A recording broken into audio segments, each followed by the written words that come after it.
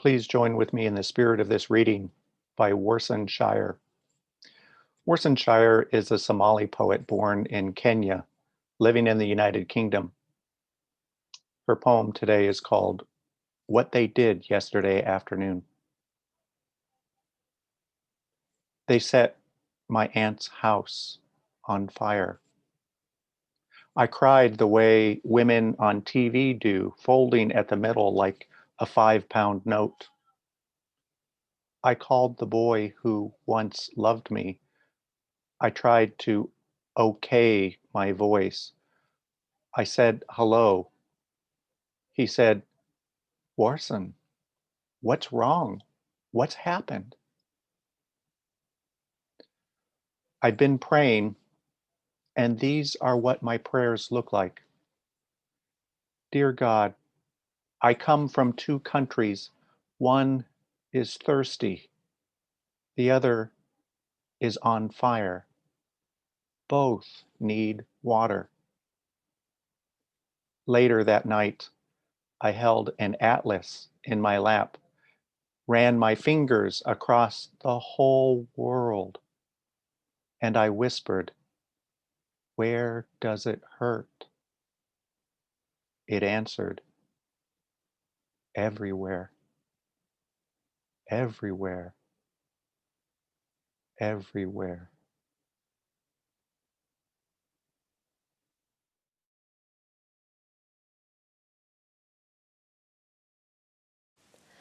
There is more love somewhere. There is more love somewhere. I'm gonna keep on till I find it. There is more love somewhere. There is more hope somewhere. There is more hope somewhere. I'm gonna keep on till I find it. There is more hope somewhere. There is more peace somewhere.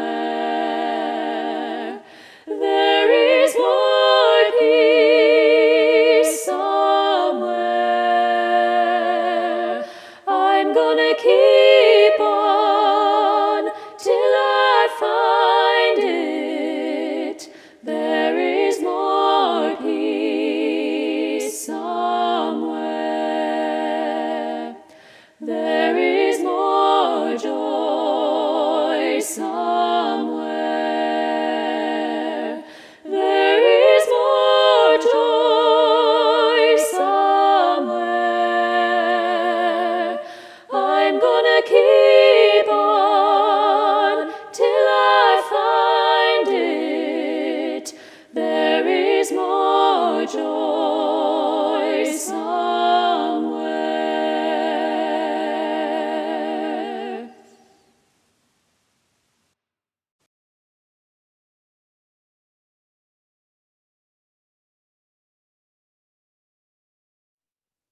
In 1977, after just 2 years of seminary and 1 year of internship, I began a year-long residency as a chaplain at Toronto General Hospital.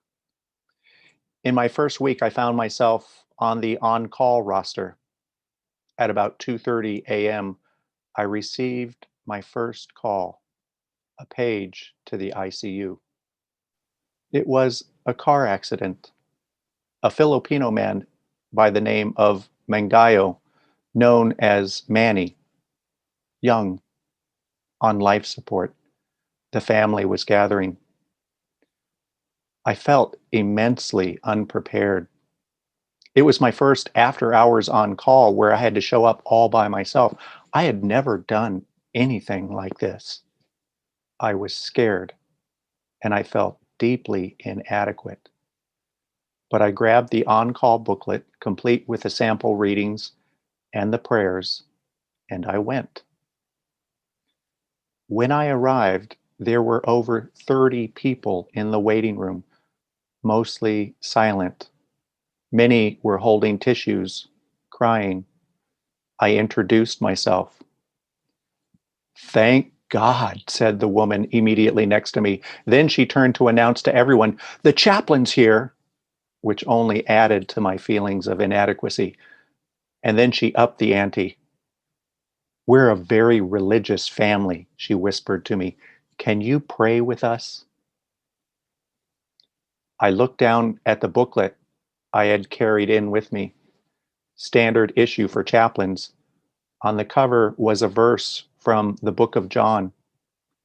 "In the beginning was the Word, and the Word was with God, and the Word was God."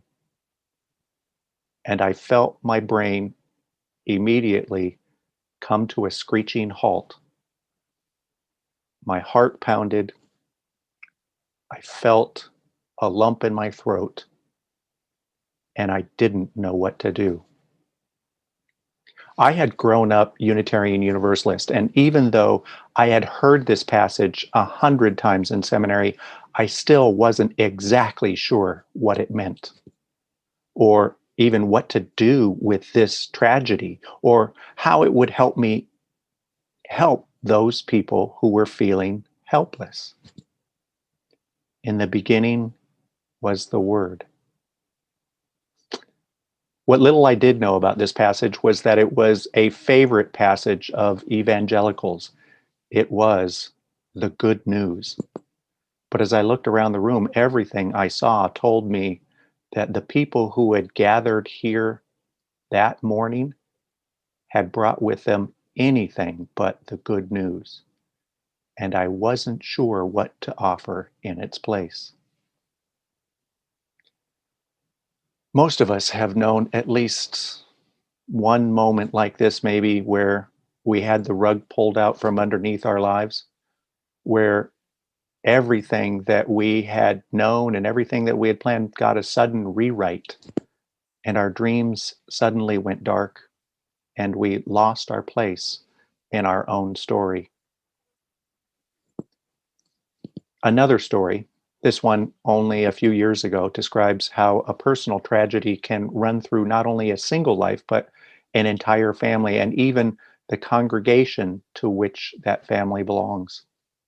It involves being called to the house of Brian Willoughby. Of the many people I talked to in my 90 plus one-on-one conversations at this Portland suburban congregation, Brian really stood out. My age, smart, but with an emotional intelligence that was off the charts. He was the kind of person everyone called their best friend. He was an award-winning newspaper reporter for 20 years before being offered a job and moving to Montgomery, Alabama to direct the Teaching Tolerance program for the Southern Poverty Law Center. He moved back to Portland a few years prior to be the director of philanthropy at the regional hospital there. For years, he had used his newspaper columns and then his positions at SPLC and the hospital to sound the alarms and right the wrongs he saw going on in the community, to personalize injustice and call forth love instead of hurt. He'd also recently come through a health scare, which prompted him to be a lot more honest with himself. And after 20 years of marriage, he decided that he really finally needed to come out as a gay man, which led to a very amicable divorce. And he started dating and he got engaged. And then he joined the church's ministerial search team. Brian was accustomed to putting out fires in the world and in his church, but this call was not about putting out those fires. This call was about the fire in his house. "There are firemen and trucks and flames," said the voice of his neighbor, who was also a member of the church. "And the firemen just brought out a stretcher and someone was on it, but they were covered up. It doesn't look good, she said. We hung up, and I immediately turned to denial. Please, no, please, no, I thought. I drove to Brian's house and I walked past the taped off area, past the neighbors who had come out of their houses to watch. Next to the ambulance was Brian's neighbor, the chair of the search team, his ex wife, his fiance, and his daughter. All of them were in tears. Words were not necessary to explain. Words cannot help me describe the pain. UU minister Kate Braestrup knows those kinds of moments, those feelings of helplessness that leave you stammering and make you want to pull the covers up over your head. She describes it in her book, Here If You Need Me. In 1996, she was a part-time writer and a full-time mother of 4 children and married to Drew Griffith. In addition to serving as a Maine state trooper, Drew was studying for the Unitarian Universalist ministry, hoping to become a police chaplain. Early one April morning, Drew left for work and everything changed. On the very roads he protected every day, an oncoming driver lost control, and Kate lost her husband. She remembered what happened next this way. Perhaps 40 minutes after I'd heard the news of Drew's death, I was sitting in my living room with my friend Monica when the doorbell rang. I was still on the phone with the sergeant, so Monica sprang to answer it. A young man stood on the front steps, clad in a spiffy dark suit, his hair neatly combed, exuding a scent of soap and virtue. Holding out a pamphlet, he beamed at Monica. "Have you heard the good news?" he asked. And for a long second, Monica just glared at him, not sure whether to punch him or laugh hysterically. And so she compromised by slamming the door. This story explains just why it's sometimes so hard for us to answer the door in our times of great testing. Times when we're in pain, when we've felt a great betrayal or a brokenheartedness come to roost where our dreams, or at least our temporary sense of security, had once been laid. It's hard in such moments to believe there is any good news left in the world. In such tender times, we can't bear to open our hearts to that much disappointment. But we can't imagine closing our hearts either. But it can be different, very different. Kate Braestrup's story continues. A few minutes later, the doorbell rang again. This time I answered it. It was my neighbor, an elderly woman with whom I had exchanged no more than a dozen words in the 10 years we'd lived in Maine. She had pot holders on her hands, and she held out a pan of brownies that were still hot from the oven. Tears were rolling down her cheeks. "I just heard," she said. My neighbor was the leading edge of a tsunami of food that continued for many months after Drew's death. I didn't know neighbors would come to feed us. I didn't know men would drywall the playroom or build bookshelves or mow the lawn or change the oil in my car. I didn't know my house would be cleaned, my story listened to, and that I would not have to face the labor of mourning alone. All I knew was that my neighbor was standing there on the front stoop of my house with her brownies and her tears. She was the good news. The hardest moments in life often involve death. It can be the death of a parent or a partner. It can be a sibling or a friend or a neighbor. It can be a pillar in your church or community, someone like Jackie Porter, someone who took the time to listen and hear and hold our confidences, share in our dreams and our dramas. It can also be a pet, especially for the unconditional affection that they offer. But let me draw the circle even wider, because sometimes what brings us to our knees is not a loss of life, but a different kind of loss, the loss of a job or a home or a goal or even a direction. It might be the loss of health that comes with a scary diagnosis or the loss of financial security. Whatever it is, the story that we were trying to tell about where our life was going is now changed. And a frightening uncertainty creeps in.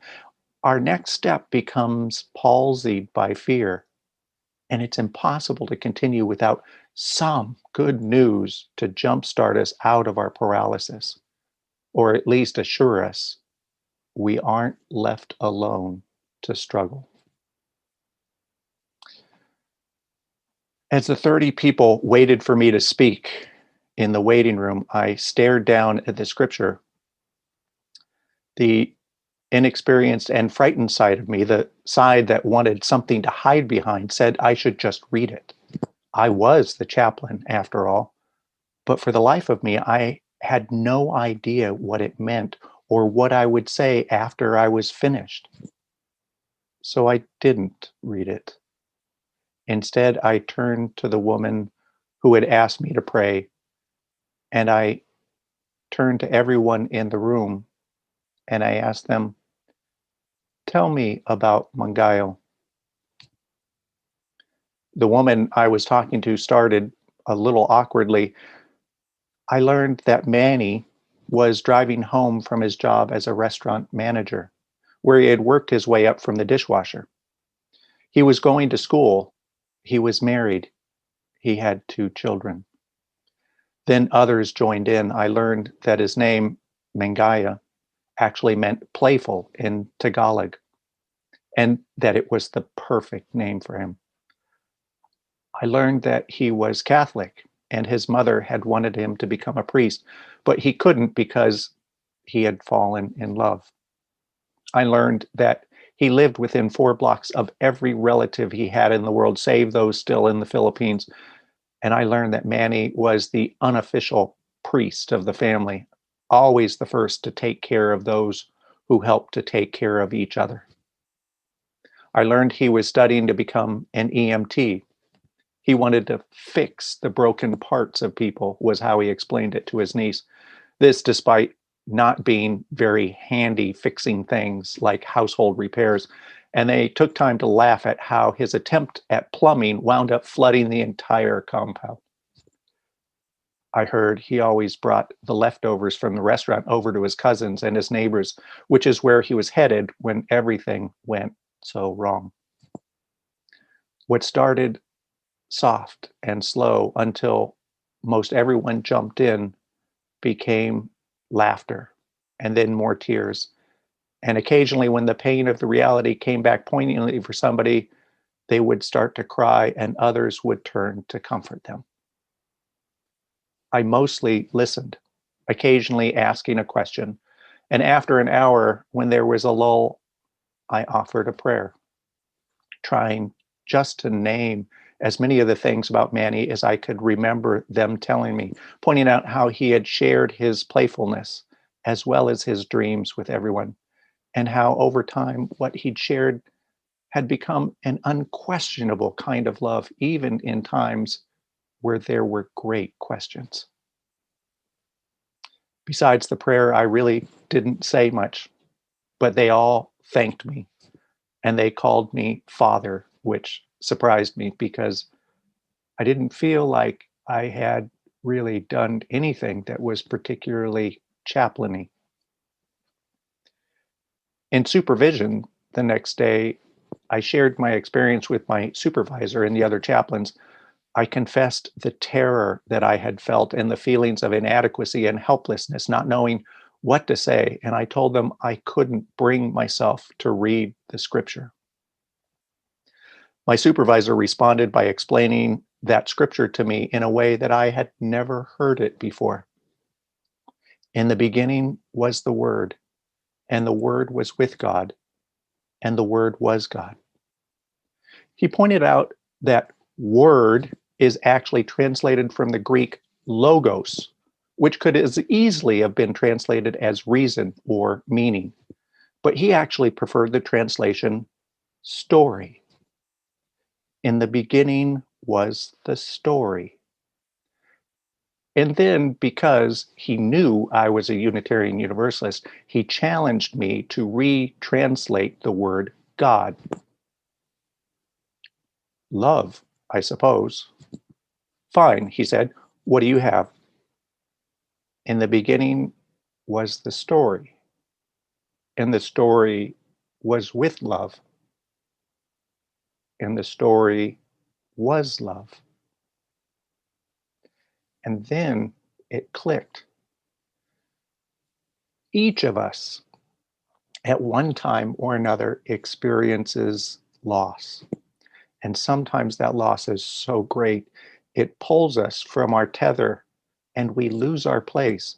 And we sometimes can't get started again. We can't remember how our own story goes. He pointed out that what I did that night was simply help the family get jump started back into their own story, a story which included loss, but was not fundamentally about loss. It was a story about love. That's what happened with Kate Braestrup. Seeing the woman with the brownies and the tears. The brownies in that moment were not the good news. It was the woman whose tears and broken heart mirrored her own loss. She was the good news. Her job was not to fix Kate's story or replace it with her own story. Her job was simply to help Kate rediscover her place in her own story. Without her husband, she didn't know where that was. And it would take time and some real soul searching and maybe more than one pan of brownies. The day after Brian died, the newspaper where he'd worked for so many years covered the story. I started getting calls and emails from people all over town in shock and in pain. Because he was a writer, Brian had preached at the church half a dozen times. I started reading through some of his old sermons. Every single one of them was about how to love each other in difficult times, what to do when we lose our place.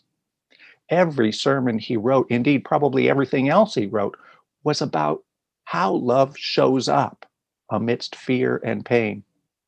When we most feel the urge to lash out or hide, we can remember and remember with others that our story is with love, that our story is love.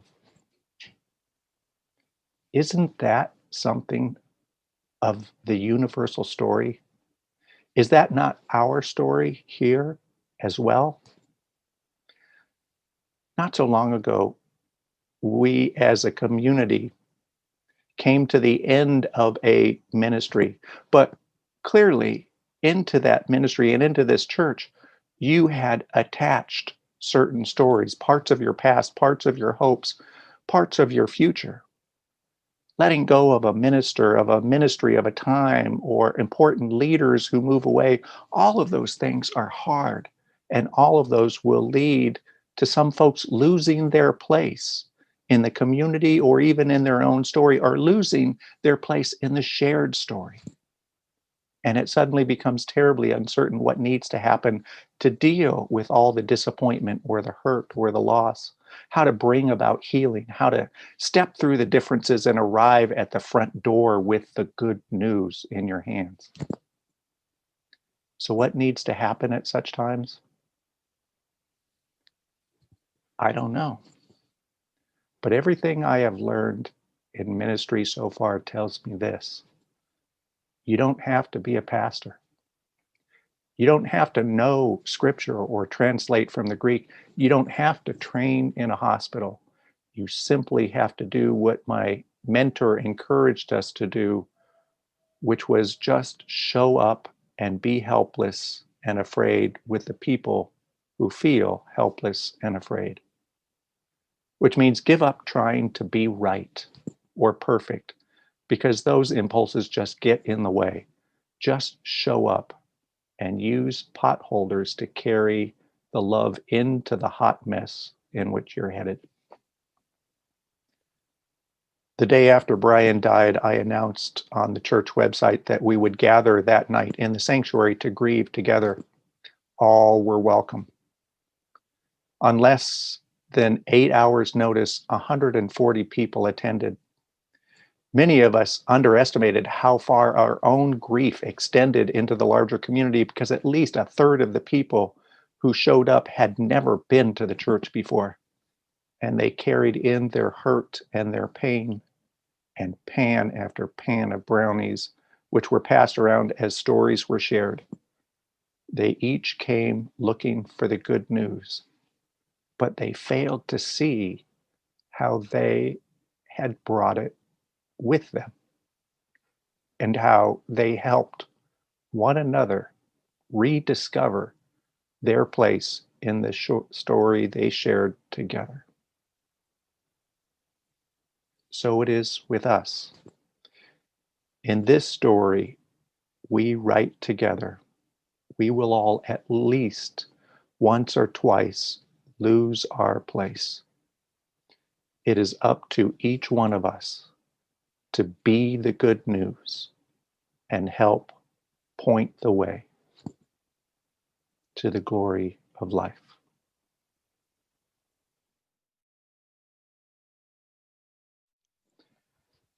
Because each of us in this community has ups and downs, successes and heartbreaks, we feel it is important that we find ways to show up for each other when we're needed. Of course, Reverend Barbara and I commit to showing up when there is tragedy or hardship. And we do that with love, because we consider it a privilege to be invited into tender moments in your lives. But we also know that having a sense of security that your community has your back is more than just the ministers showing up. It means everyone understanding, stepping up, and being ready to say, I am here if you need me.